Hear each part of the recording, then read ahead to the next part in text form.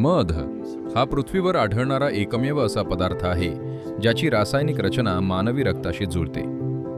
जर तुमच्या घरी मुलं असतील तर त्यांनी मधाचं सेवन केलंच पाहिजे. त्यांच्या बुद्धिमत्ता आणि सर्वांगीण विकासासाठी हे फारच उत्तम आहे. म्हणून रक्ताची रासायनिक क्रिया एका विशेष प्रकारच्या संतुलनात ठेवणं, रक्त शुद्ध ठेवणं या गोष्टी अगदी सहज केल्या जाऊ शकतात. जर तुम्ही ते कच्चं घेतलं तर त्याचा एक प्रकारचा प्रभाव पडतो. जर ते कोमट पाण्यातून घेतलं तर त्याचा वेगळा प्रभाव पडतो.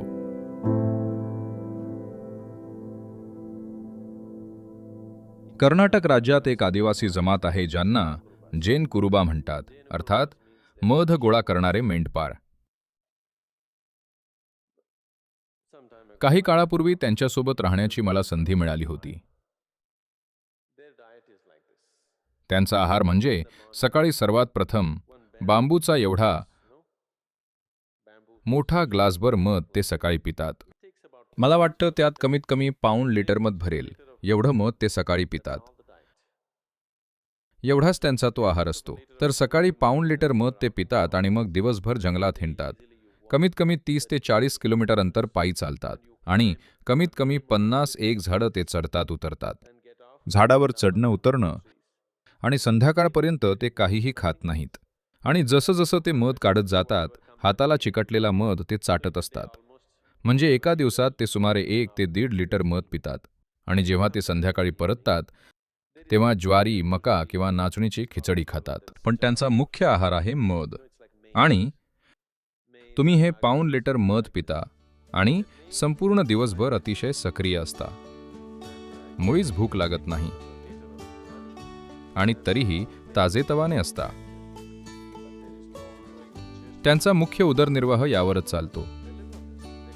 त्यांना मध गोळा करणारे मेंढपाळ म्हणतात. तुम्ही सेवन करू शकणारी एक अतिशय सर्वोत्तम गोष्ट म्हणजे मध. मानसिक संतुलन, शारीरिक स्वास्थ्य, ऊर्जा या सगळ्या गोष्टी विलक्षणरित्या विकसित केल्या जाऊ शकतात फक्त दररोज मधाच्या सेवनानं.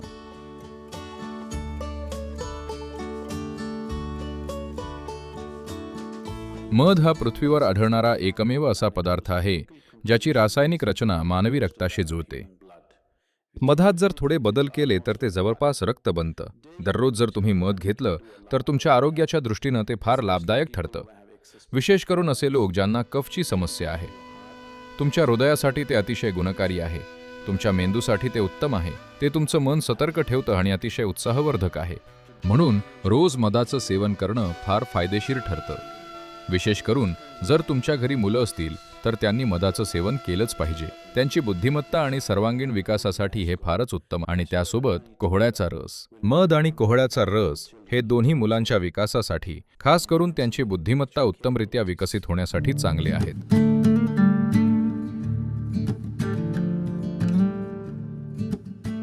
जर मधाला तुम्ही उकळलं तर ते विषारी बनतं. मध कधीच उकळू नये. मला माहिती आहे, लोक आजकाल मधाला बेकरीच्या वस्तूंमध्ये वापरतात, उकळतात, केक करताना घालतात वगैरे. हे करणं चांगलं नाही. मधाचे काही भाग विषारी बनतात जर तुम्ही त्याला उकळलं तर. तुम्ही त्याला कोमट पाण्यात घालू शकता, उकळत्या पाण्यात घालू नये. जर तुम्ही त्याला गरम पाण्यात घातलं तर ते काही विशेष प्रकारचे एन्झाईम्स तयार करतं जे एक विशेष प्रकारे कार्य करतात, जे शरीराचं वजन कमी करतं. जर तुम्ही ते गार पाण्यात घातलं तर एका वेगळ्याच प्रकारे कार्य करतं आणि त्याप्रमाणे ते शरीराचं वजन वाढवतं. हे असं नाही की फक्त काही चमचे मध तुमचं वजन वाढवतंय. ते तुमच्या शरीरात एक अशा प्रकारची रासायनिक क्रिया घडवून आणतात जेणेकरून शरीराचा आहार शोषून घेण्याचा दर वाढतो, ज्यामुळे तुमचं वजन वाढू लागतं. तर मध हे तुमच्या शरीर यंत्रणेवर वेगवेगळ्या प्रकारे प्रभाव टाकतं. जर तुम्ही ते कच्चं घेतलं तर त्याचा एक प्रकारचा प्रभाव पडतो. जर ते कोमट पाण्यातून घेतलं तर त्याचा वेगळा प्रभाव पडतो. जर ते गरम पाण्यातून घेतलं तर त्याचा वेगळाच प्रभाव पडतो. पण इथं आपल्याला ते कोमट पाण्यातून घ्यायचंय, कारण आपल्याला आपली शरीर यंत्रणा खुली करायची आहे. फक्त आरोग्याच्या दृष्टीने तुमची शरीर यंत्रणा जर तुम्हाला उत्तम ठेवायची असेल, कुणाला ॲनेमिक अर्थात अशक्तपणातून सुटका हवी आहे. एनेमिया म्हणजे एका पातळीवर रक्तातील लोह फारच कमी झालेला आहे. म्हणजे तुम्ही तुमचं लोखंड गमावलंय. तुम्ही तुमच्या शरीरातली ताकद गमावली. तुम्हाला थकवा जाणवतो. काहीही न करता थकवा जाणवतो. कारण एकदा का रक्तातलं लोह प्रमाणापेक्षा कमी झालं की तुमच्या शरीराची ऑक्सिजन वहन करण्याची क्षमता कमी होते. म्हणजे याचा अर्थ तुमचं शरीर, हृदय, मेंदू या सर्वांची कार्यक्षमता मंदावते, कारण तुमच्यात पुरेसा ऑक्सिजन नाहीये. याची खबरदारी म्हणून एक सोपा उपाय म्हणजे तुम्ही थोडं मध कोमट पाण्यातून घ्या दररोज. आणि तुम्ही पाहाल, हळूहळू तुमच्या रक्तातलं आरबीसीचं प्रमाण वाढू लागेल. जर शरीरात जास्त ऑक्सिजन असेल तर अचानक तुम्हाला उत्साही वाटू लागतं. अचानकपणे सर्व काही सक्रिय होतं. शरीर तरतरीत, टवटवीत होतं. मृत पेशी वेगात बदलल्या जातात. शरीरात तुम्हाला जाणवणारी सुस्ती अतिशय कमी होते. तुमच्या मनात जाणवणारी सुस्तीसुद्धा कमी होते. तर मधाचं सेवन केल्यानं तुमच्या शरीरातल्या रक्तसंचारात एक निश्चित प्रकारचा समतोल निर्माण होतो, जे एका योगसाधकासाठी फार फार महत्त्वाचं आहे.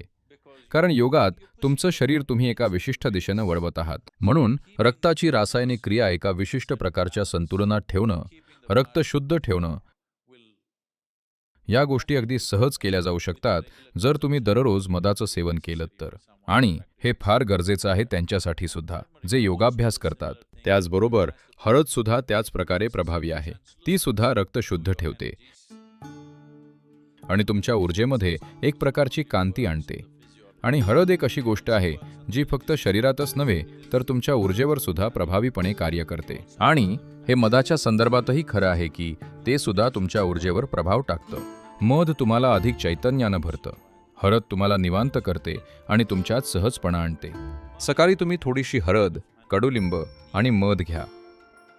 तर हळद आणि कडुलिंब यासोबत जर किंचित मध मिश्रित पाणी पिलं, अगदी किंचित, थोडं मध मिश्रित पाणी, या तिन्ही गोष्टी एकत्रितपणे अतिशय उत्तमरित्या शरीराचं शुद्धीकरण करतात. शरीर विस्तारतं. आणखीन एक गोष्ट म्हणजे जेव्हा तुम्ही योग साधना करता तेव्हा स्नायूंमध्ये लवचिकता येते. शरीर विस्तारल्यामुळे स्नायू लवचिक बनतात आणि याचा परिणाम म्हणून तुमची शरीर यंत्रणा एक शक्तिशाली शक्यतेत उभारू शकता.